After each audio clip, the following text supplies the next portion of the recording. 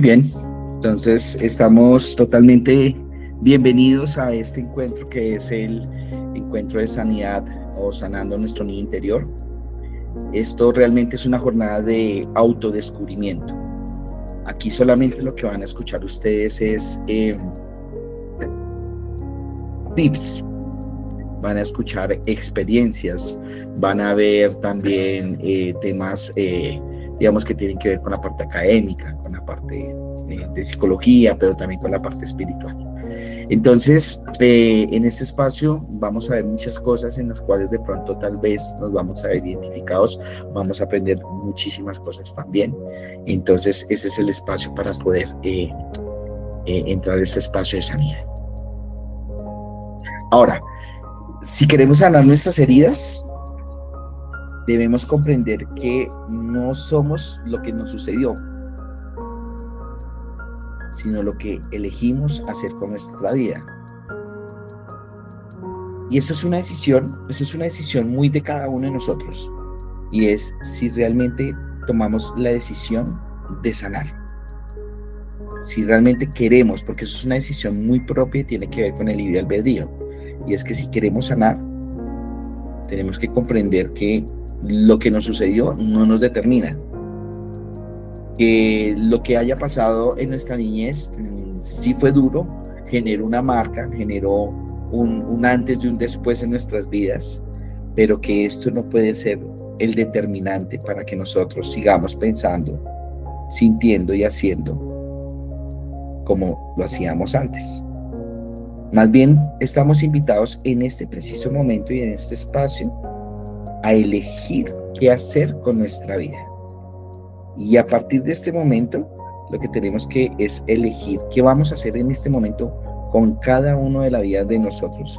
¿Qué vamos a hacer en este momento con nuestra interacción con esta pareja, con nuestros hijos, con nuestros amigos, compañeros, hermanos?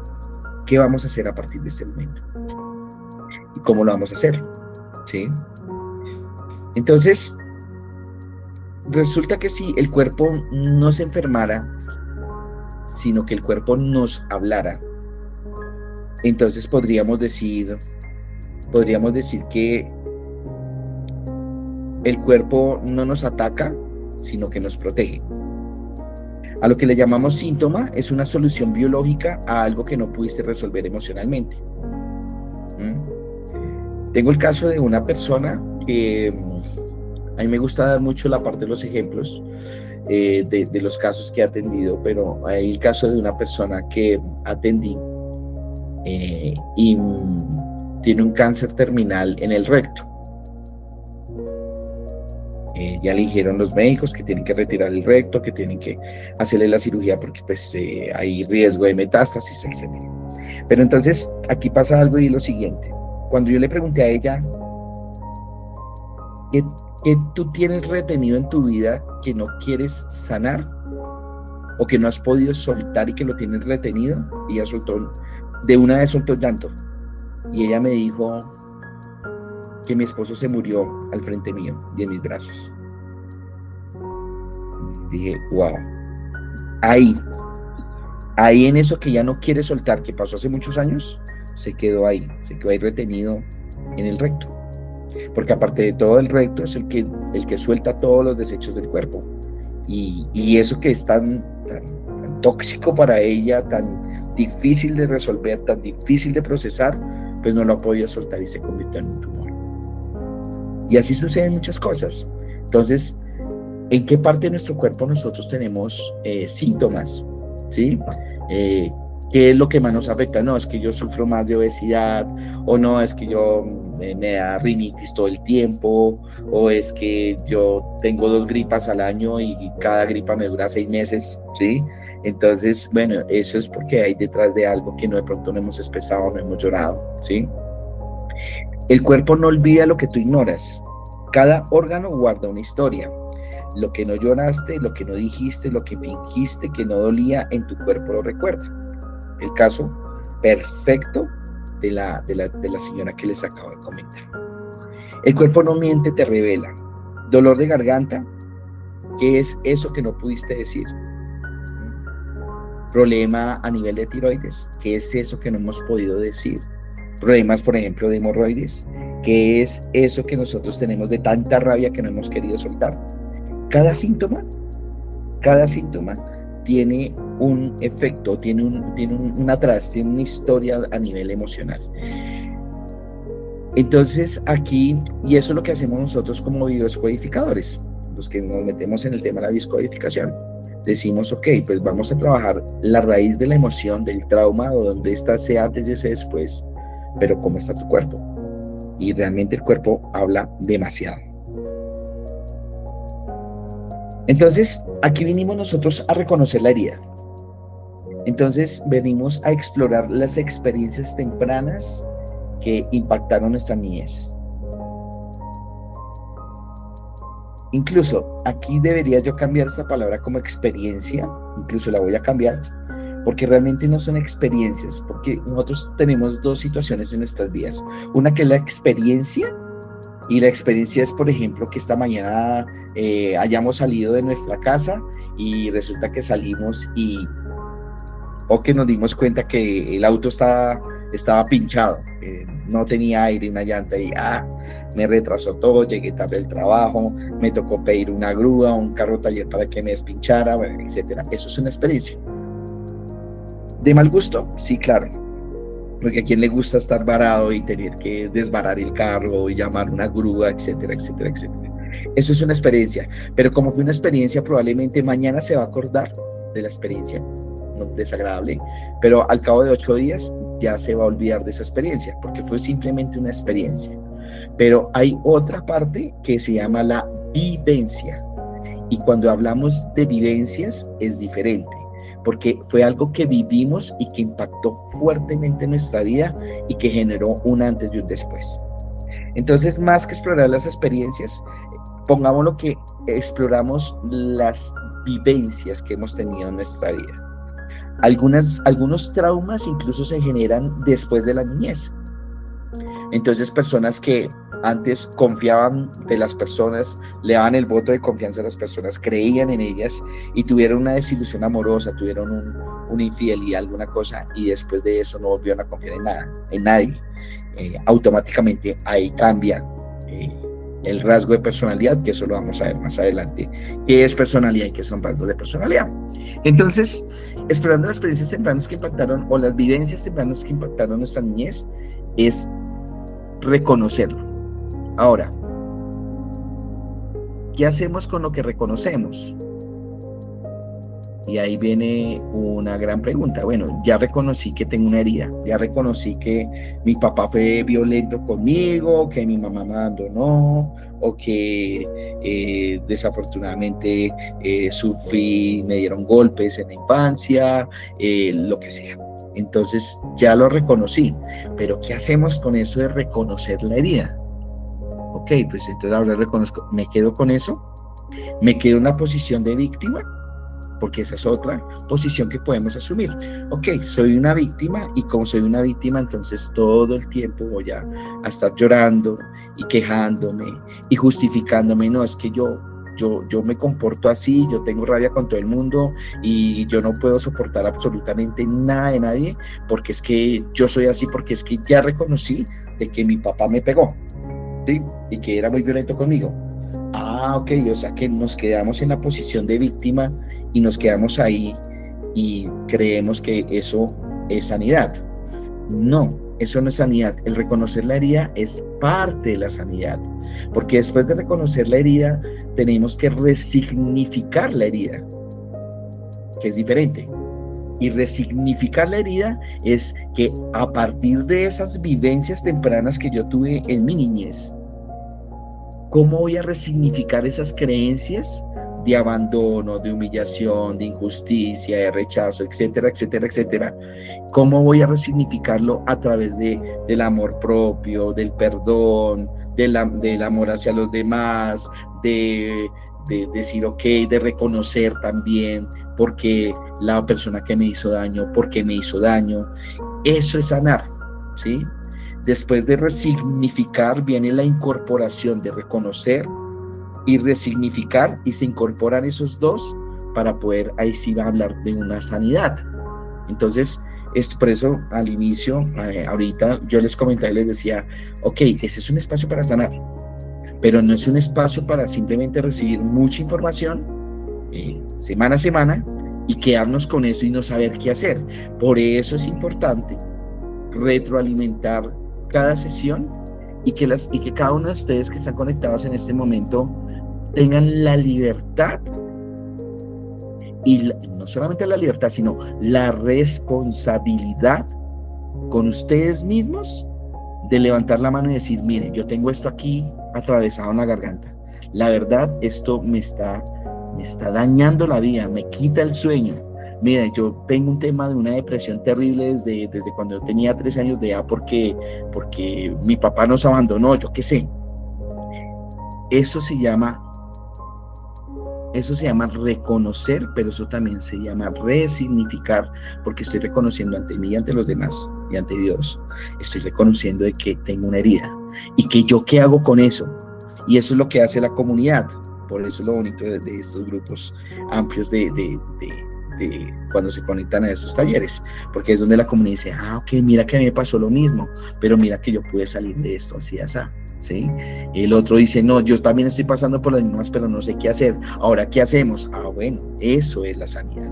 Entonces, importante en este punto a cada uno de ustedes de que no solamente es reconocer la herida. Ese es el primer paso. Y en estas semanas vamos a reconocer la herida, pero no nos vamos a quedar con la herida solamente reconociéndola. No podemos quedarnos con eso. Necesitamos resignificar la herida e incorporar el reconocer con el resignificar para sanar. Todo eso lo vamos a aprender durante estas semanas. Entonces, por eso el tema es bastante amplio. Listo, comenzamos a entrar aquí en la parte ya gruesa del asunto, y en lo cual cada uno de ustedes está aquí reunido, y es este concepto para que lo comencemos a revisar internamente cada uno de nosotros, que es el dolor primario. El dolor primario. ¿Por qué coloqué un árbol? Porque es que el dolor primario, y aquí me excusarán algunos colegas que dicen, no, pues que para qué ir a la raíz, para qué tocar la herida si eso es revolcar el pasado y es generar mayor dolor en la persona. Entonces es mejor trabajar las ramitas. Entonces te voy a enseñar ejercicios de respiración, pues que yo lo hago también. Vamos a hacer ejercicios de meditación, vamos a hacer ejercicios de respiración holotrópica, vamos a hacer respiración diafragmática, vamos a hacer no sé qué, si sé cuántas. ¿Sirve? Claro que sirve. Incluso vamos a ver si nos da el espacio para aprender algo sobre temas de respiración. Pero no solamente, es eso por las ramitas, pero realmente el tronco y la raíz del problema persiste. Entonces, personas que van andando en el camino se sienten sanas, ¿sí? Porque genera sanidad, porque van trabajando desde la parte de la mente, van trabajando la parte del pensamiento, y es decir, ok, si me siento triste, entonces cambio mi pensamiento y me voy a sentir más contento. Bueno, sirve, sí sirve en algunos casos, pero el dolor interno y ese dolor primario sigue en el tronco, sigue en la raíz. Y por eso en estas semanas vamos a trabajar el tronco, la raíz del problema, la raíz de ese árbol que ya creció, pero que necesita tener creencias y necesita tener totalmente información diferente con la cual ese árbol creció. Entonces, por eso es el dolor primario, es el primer dolor que nosotros sentimos cuando nos sentimos desilusionados, el primer dolor que nosotros tuvimos cuando nos abandonaron, el primer dolor que nosotros tuvimos cuando nos rechazaron, ese primer dolor cuando nos desilusionó esa situación terrible con nuestro papá o nuestra mamá o nuestro abuelo o lo que haya sido nuestro hermano. ese dolor primario cuando tuvimos una pérdida emocional, cuando tuvimos la pérdida de un familiar. Entonces es importante tener que cada uno de nosotros tengamos en cuenta esa primera parte que es el dolor primario. Ahora, todos somos criaturas de la necesidad. Entonces dirán, no, yo no necesito nada, o sea, yo todo lo tengo, ¿sí? Todo, absolutamente todo. Y por qué entonces aquí Álvaro viene a decir que es que todas las criaturas son criaturas de la necesidad. Pues resulta que sí, cuando nacemos nosotros necesitamos, somos criaturas que necesitamos y dependemos de nuestros padres. Necesitamos y dependemos de nuestra mamá. Necesitamos y dependemos de que nos amamanten. Necesitamos y dependemos de que nos alimenten. Necesitamos y dependemos que nos vistan. Necesitamos y dependemos de algo que es supremamente importante en el ser humano, a diferencia de las otras criaturas vivientes en la faz de la tierra. Y lo que más nosotros necesitamos cuando nacemos y en los primeros años de vida es el amor, es la ternura, es la validación, es la caricia, es el abrazo. Eso es lo que nosotros necesitamos cuando pequeños. En los primeros años de vida, incluyendo el embarazo, son determinantes para lo que vamos a hacer cuando vayamos a ser adultos. Y más adelante lo vamos a ver, no quiero adelantarme al tema, pero más adelante nos vamos a saber el por qué. El por qué es importante tener esas bases sólidas desde el inicio en nuestra vida, desde esa fase primaria. Porque si una de esas necesidades faltan en esa parte primaria de nuestras vidas, pues todo nuestro sistema va a ser alterado. Y ya lo vamos a ver por qué.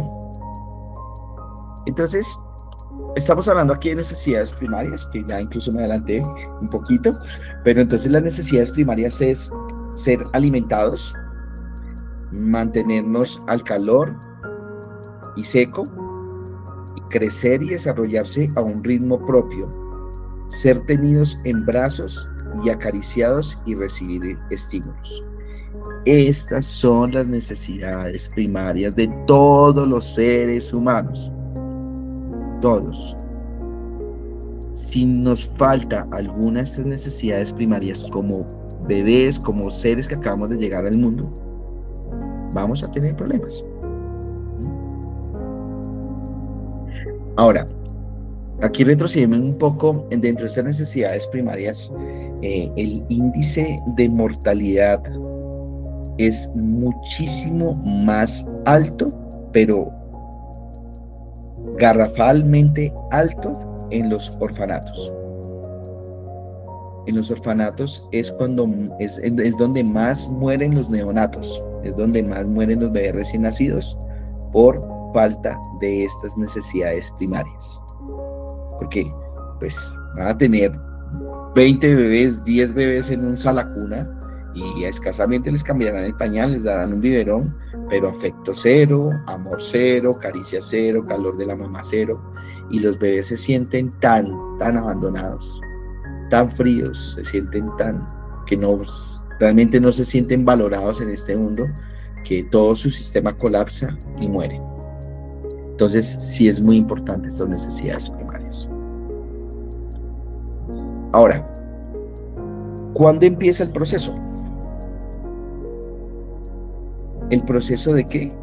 El proceso que nosotros, cada uno de nosotros llevamos y a lo que vinimos a este punto, que es sanar nuestro niño interior.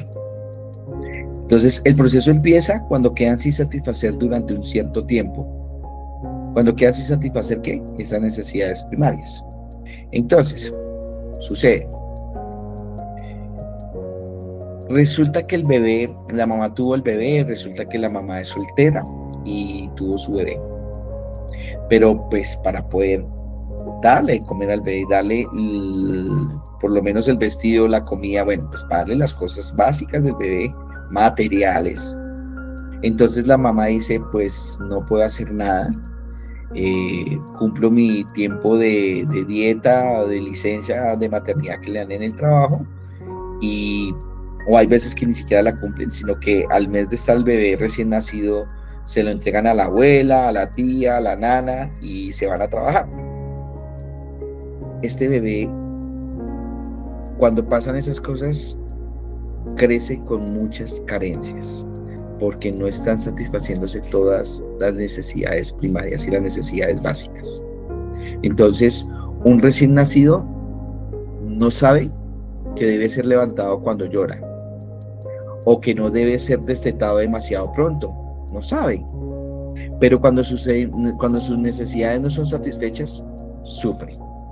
Entonces, el ejemplo de la señora que le tocó irse a trabajar y que le tocó dejar al bebé de un mesecito de recién nacido con la suegra, con la mamá, con la tía, con la nana, pues este bebé automáticamente va a sufrir porque no tiene ese tiempo que es necesario de calidad y de cantidad con la mamá, con su hijo, porque no va a poder ser amamantado, porque no va a poder tener esos momentos de caricias y ese encuentro tan íntimo, tan personal y tan amoroso que hay entre una mamá y un hijo recién nacido.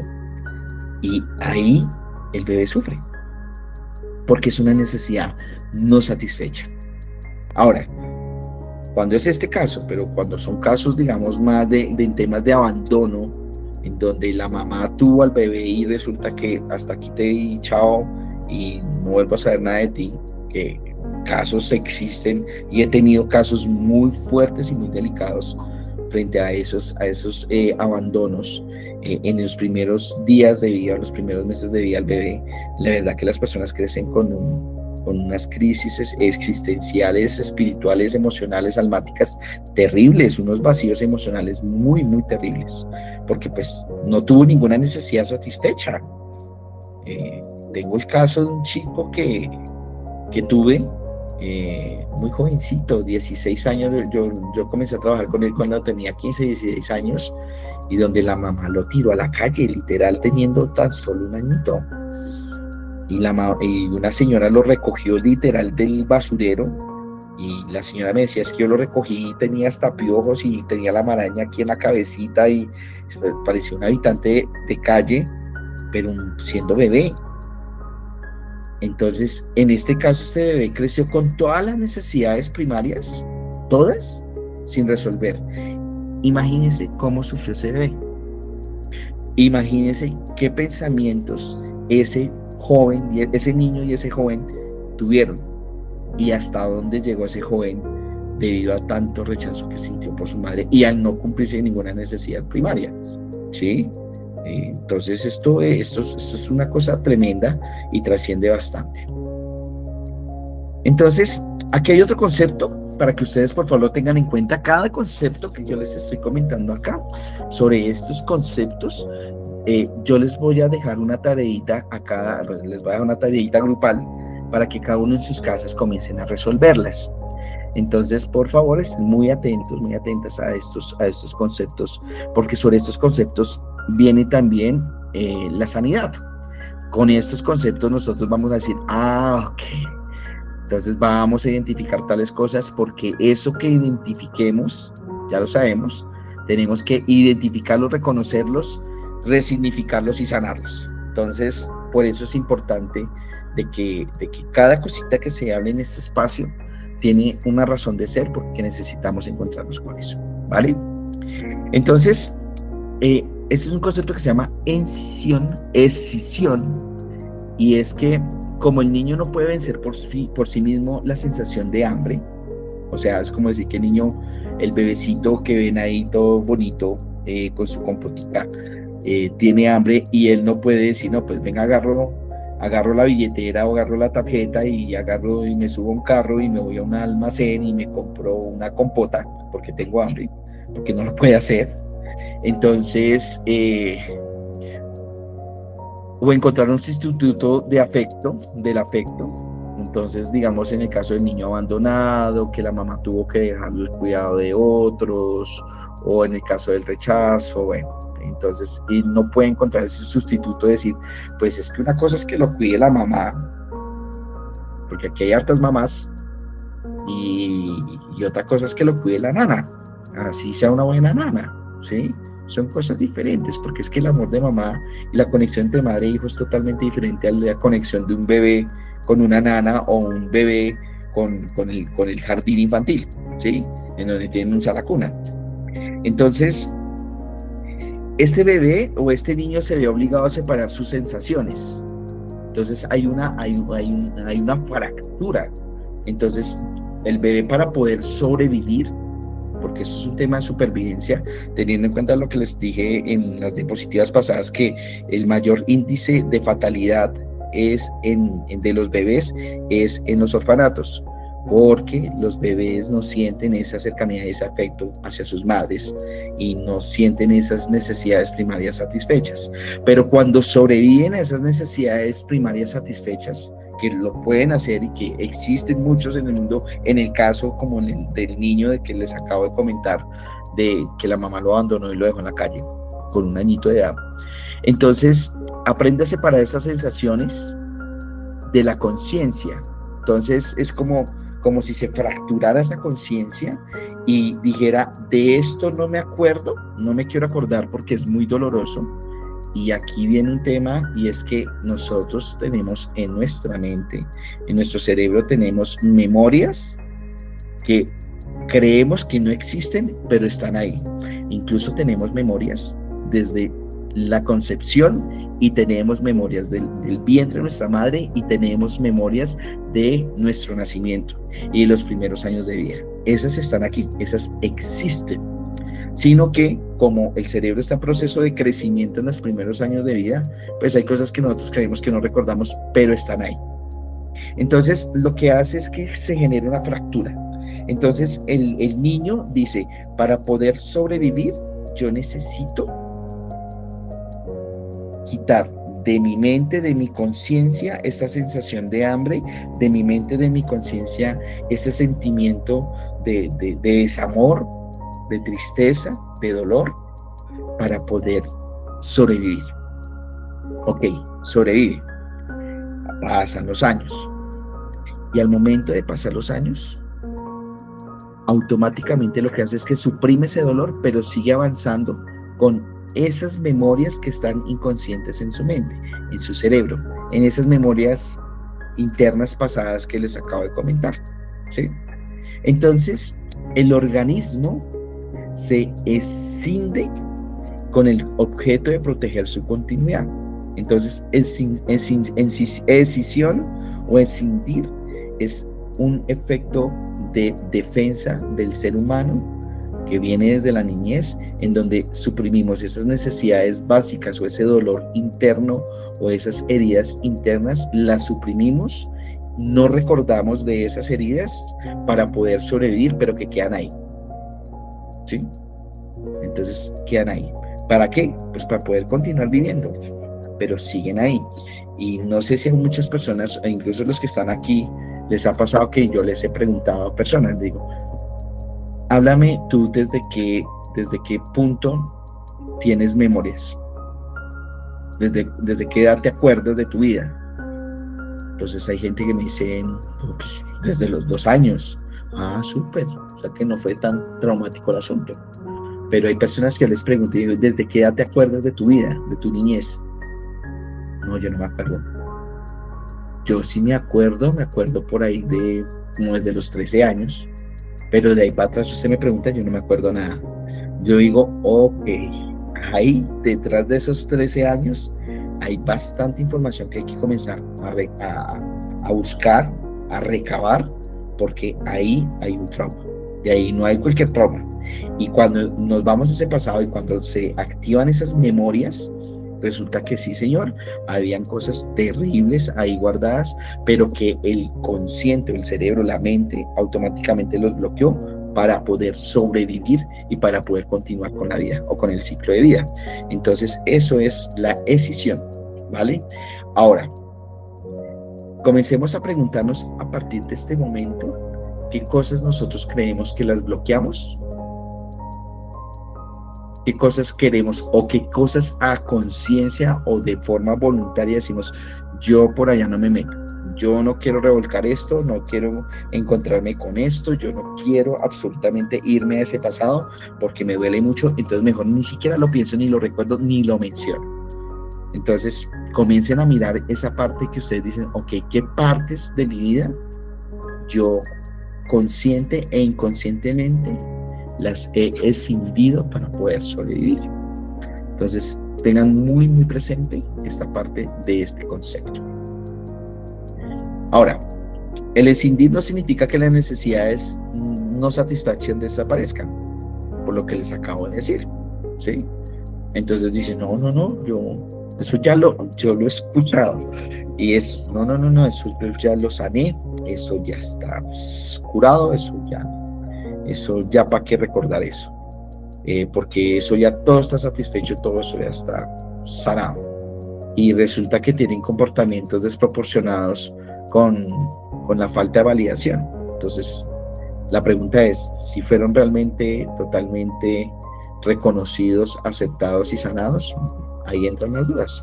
Entonces comencemos a preguntarnos qué necesidades básicas no fueron satisfechas en nuestra vida. ¿Cuántas personas de las que están aquí, incluyéndome, cuando éramos pequeños, yo soy hermano mellizo, mamá muy joven, mi mamá cuando nos tuvo a mi hermana y a mí, mi mamá tenía hasta ahora 19 añitos recién cumplidos, ¿sí? Mi mamá y mi papá vivían, pues, estaban recién casados, y mi mamá no sabía, por ejemplo, de que venían dos muchachitos a este mundo. Ella creía que venía uno solo, y faltando unos días para dar a luz, le dijeron que eran dos. ¿Cuántas necesidades no fueron satisfechas en mi hermana y en mí? Hagan cuentas. Muchas necesidades no fueron satisfechas, o no fueron satisfechas del todo, no fueron completamente satisfechas, ¿sí? ¿Y qué consecuencias trajo eso futuro que tuvimos? Porque en mi caso tuve que sanar. Entonces comencemos a pensar, a indagar, a preguntar. Pues a preguntar incluso a nuestros propios padres. Bueno, ¿cómo fue? Venga, cuénteme cómo fue cuando yo nací.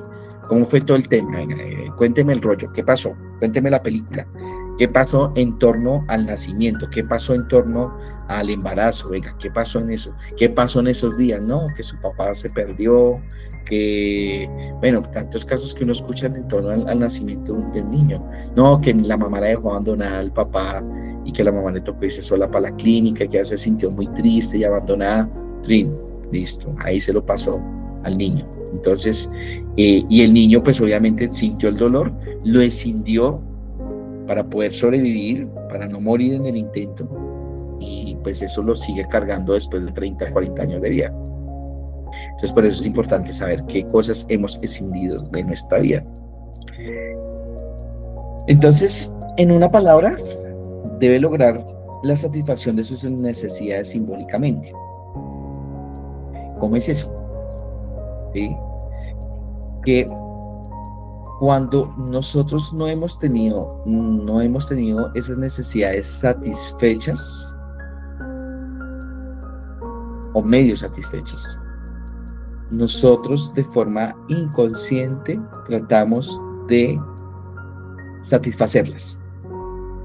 Pero ¿cómo satisfacemos una caricia no dada a nuestra madre? ¿Cómo satisfacemos un no reconocimiento de nuestro padre o un rechazo de nuestro padre? ¿Cómo satisfacemos un abrazo o un beso de nuestros padres? ¿Cómo satisfacemos la comida? ¿Cómo satisfacemos el abrigo? ¿Cómo satisfacemos esas cosas? Si ya no somos bebés, ya somos adultos, ¿sí? Entonces, todas esas necesidades las satisfacemos de manera simbólica. ¿Y qué es de manera simbólica? De que, por ejemplo, una niña que haya sido rechazada por su padre o que nunca conoció a su padre, cuando crezca va a tener relaciones amorosas bastante conflictivas con hombres porque va a buscar primero o hombres mayores o va a buscar hombres que la traten como una niña, como una bebé, como una niña de la casa, ¿sí? Como la princesa. Y eso es porque está buscando de manera simbólica satisfacer esa necesidad primaria. ¿Y cuál es la necesidad primaria de una niña? ¿O cuál es la necesidad primaria de una niña? Es tener el amor, la validación, el respaldo, todo lo que significa una relación de amor con su padre, porque ese es el primer amor. Y si no lo tuvieron, y sí que hay personas que no han tenido, que no lograron tener ese primer amor, que fue con el papá, o viceversa los hombres con la mamá, entonces comencemos a mirar en dónde hemos nosotros buscado la satisfacción simbólica de eso que no nos dio nuestra madre o de eso que no nos dio nuestro padre. Puede ser con comida, puede ser con relaciones sentimentales terribles, puede ser con muchas cosas. Comencemos a preguntar.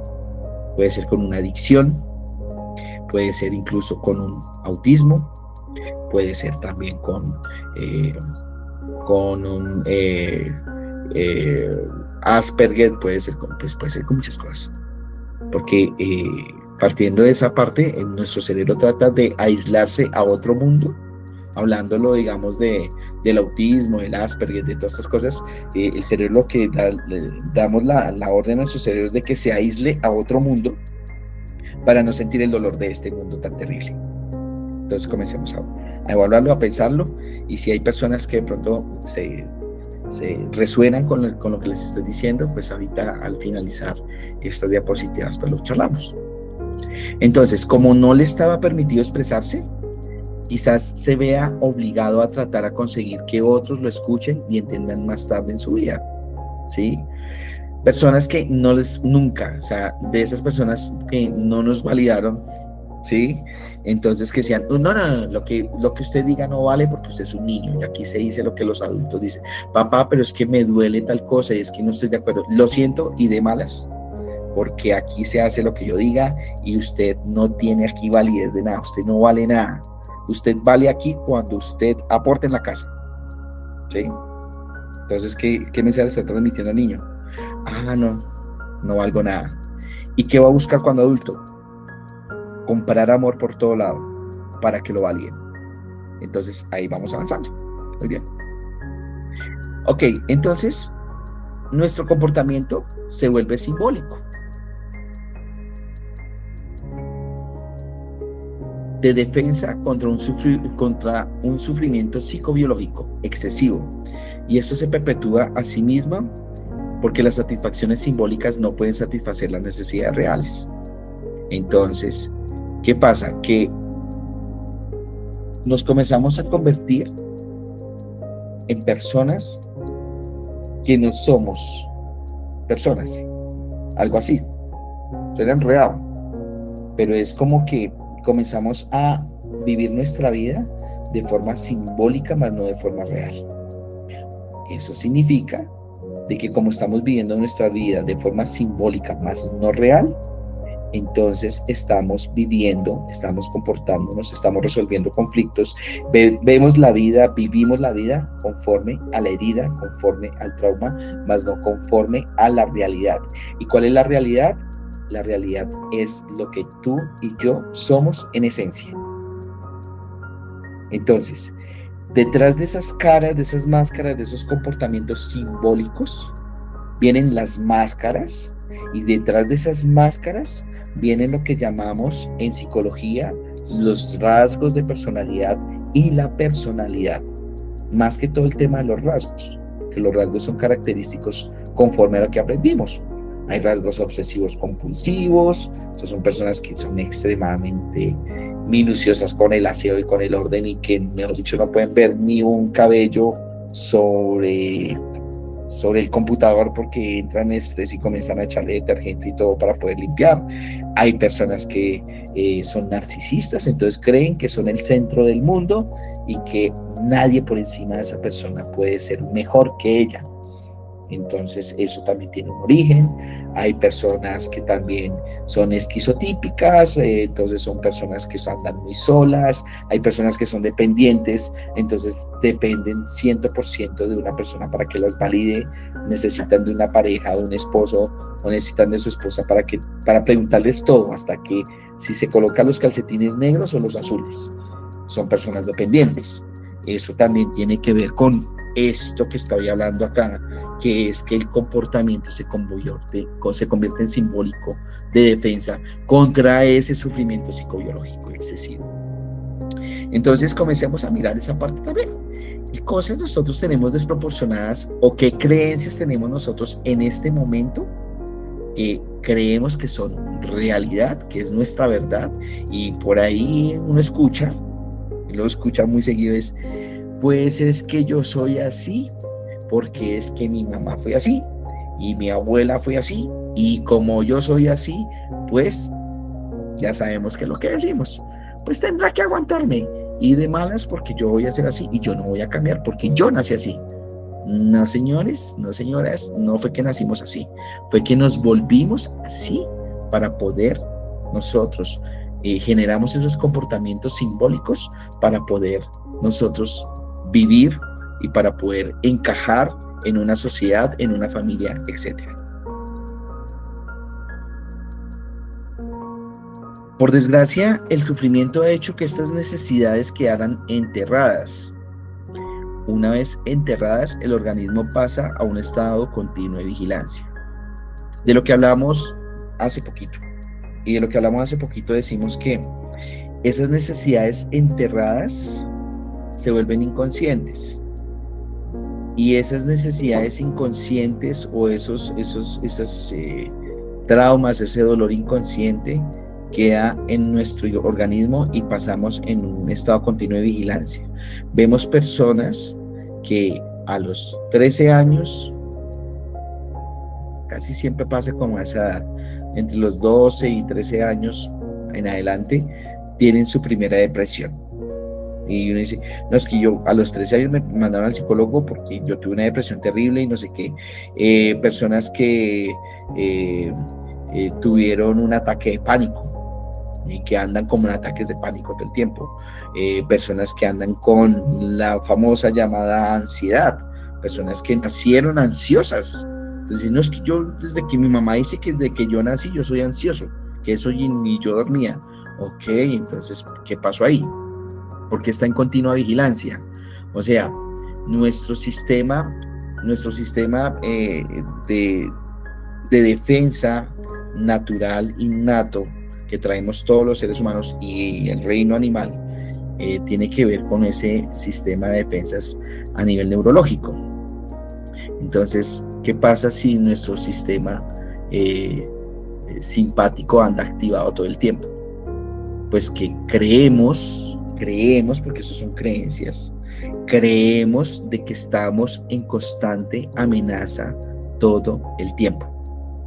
Entonces creemos de que es que el día de mañana va a ser terrible y que tengo un futuro totalmente inesperado, traumático, desesperante, caótico, y como yo creo eso y está dentro de mí, mi sistema de defensas a nivel neurológico se activa y no puedo ni siquiera dormir en la noche porque me la paso pensando en lo que va a pasar dentro de 5 años porque va a ser terrible.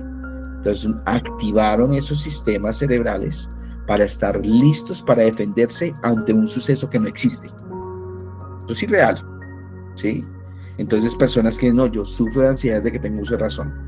¿Y qué hace la medicina tradicional? Pues los llenan de pepas, ¿sí? Ansiolíticos, clonazepam, diazepam, sertralina, y bueno, de ahí para allá. Y pastillitas para dormir, todas las que quieran, pues para poder mitigar un poquito y más o menos como medio aliviar ese sistema simpático del sistema nervioso central para que la persona medio pueda descansar. Pero el otro día otra vez está a 500 por hora. Entonces a esto me refiero. Entonces, ¿cuántos de nosotros andamos con ese automático, con ese piloto automático así, disparado?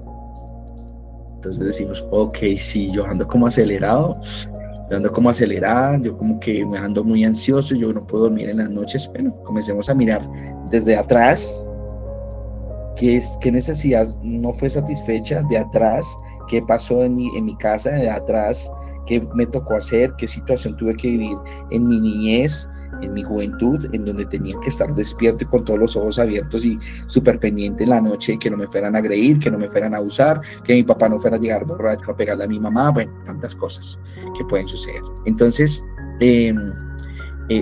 pongámosle cuidado a esta parte, y si tenemos algún síntoma como el que acabo de mencionar, pues es importante poderlo ir explorando.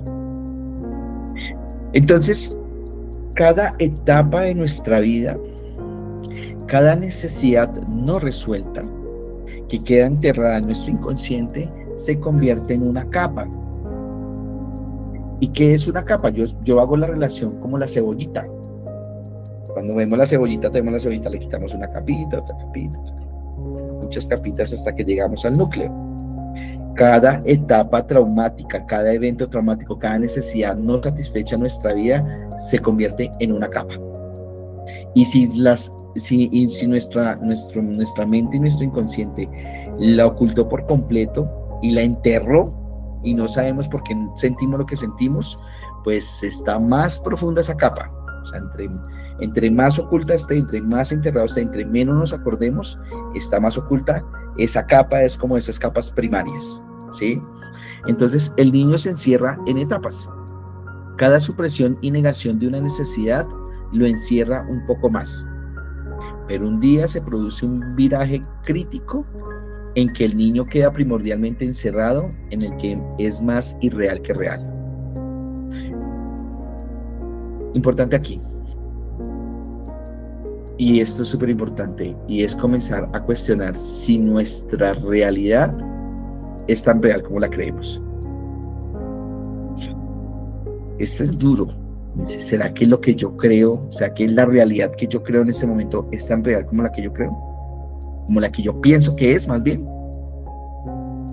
Porque comenzamos a vivir en una vida que no es real. Comenzamos a vivir nuestro entorno en algo que creemos real, único y auténtico, cuando no lo es. Y es ahí cuando nosotros creemos que fue la vida que nos tocó.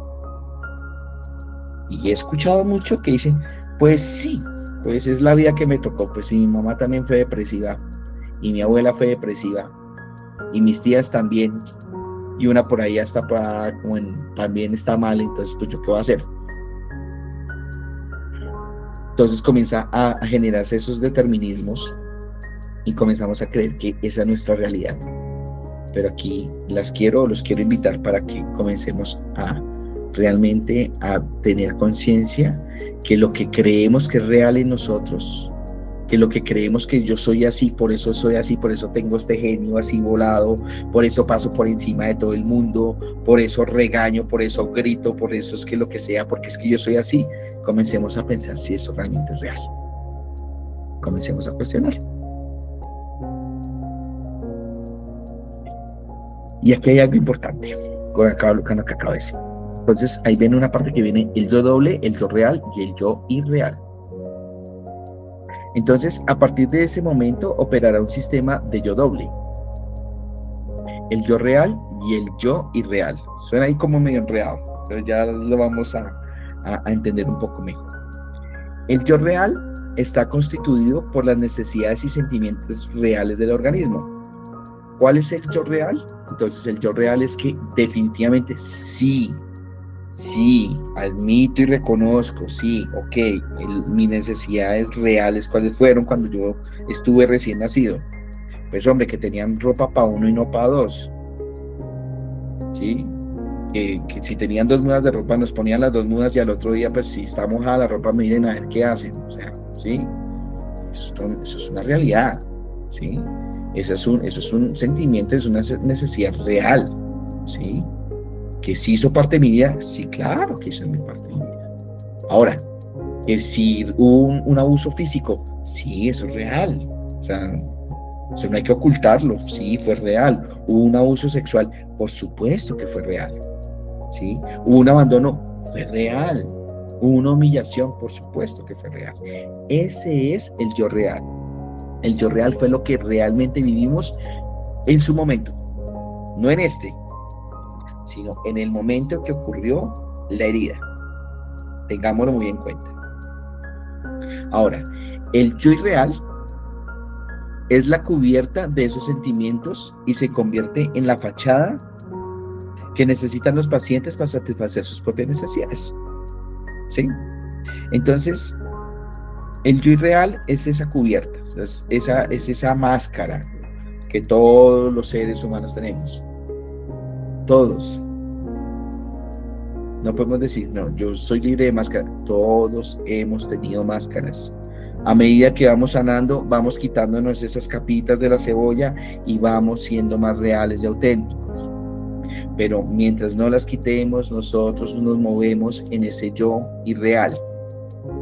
Y en ese yo doble es que yo me adapto a la situación dependiendo cómo estén las otras personas. O sea, ni soy yo dentro de lo real ni lo irreal, sino que me adapto como un camaleón, ¿sí? Pero finalmente no soy yo, ¿sí? Simplemente me adapto para poder encajar en un grupo. Me adapto para poder caer bien a la gente. Me adapto para... me callo, no pongo límites. Entonces, esto es un yo doble. Entonces, la necesidad de los padres se convierte en orden implícita para el niño. ¿Qué significa esto? Que si nuestros padres tuvieron necesidades primarias no resueltas, no cubiertas, y ellos no lo pudieron resolver, ellos vienen con esa creencia hacia nosotros y creen de que como ellos lo vivieron, nosotros también lo podemos vivir y tenemos que vivirlo porque es que así es la vida, ¿sí? Entonces es como decir, no papito, o sea, aquí usted va a aguantar mucho palo, mucha correa, mucho golpe, porque es que así fue como me criaron y eso es la ley, porque es que así tiene que ser, ¿sí? Se vuelve implícita para el niño. Entonces el niño ha nacido en medio de las necesidades de sus padres. Entonces, otra vez el caso puntual. Entonces, dos jovencitos que tuvieron un par de mellizos y entonces ellos venían con muchas necesidades y esas necesidades ¿a quién se las transmitieron? A los hijos, porque son sus necesidades, pero ya las necesidades de ellos se convirtieron en mis necesidades como hijo y empieza a luchar para satisfacerlas casi que al partir del momento en que llega la vida. Y sí, pues pensándolo bien, claro, por supuesto que sí. Vuelvo otra vez a ponerme yo como ejemplo. Entonces, antes de nacer, no sabían que existían dos, sino solamente uno. A los 8 días nacen los dos y no sabían qué hacer. Entonces, casi que en el mismo momento de nacer, e incluso antes de nacer, hay necesidades primarias básicas sin resolver. ¿Sí?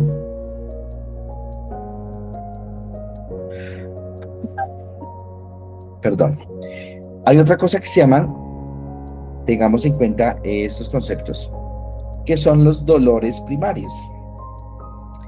Las miles de operaciones que se producen entre los padres y los hijos, que niegan las necesidades primarias naturales del niño, que ya lo mencionamos, hay padres que lo niegan, o sea, dicen, no, malas, no, volvemos otra vez, es que si su papá aguantó hambre, su abuelo aguantó hambre, y yo aguanté hambre, pues usted también tiene que aguantar hambre. De pronto por capricho, o algo otras veces por necesidad, y pues bueno, ok, si fue por necesidad, pues terrible, ¿sí? Pero pues a eso venimos nosotros, a sanar eso que nosotros a veces ni comprendemos. Entonces, significa que el niño sufrirá, significa que no puede ser lo que es y ser querido.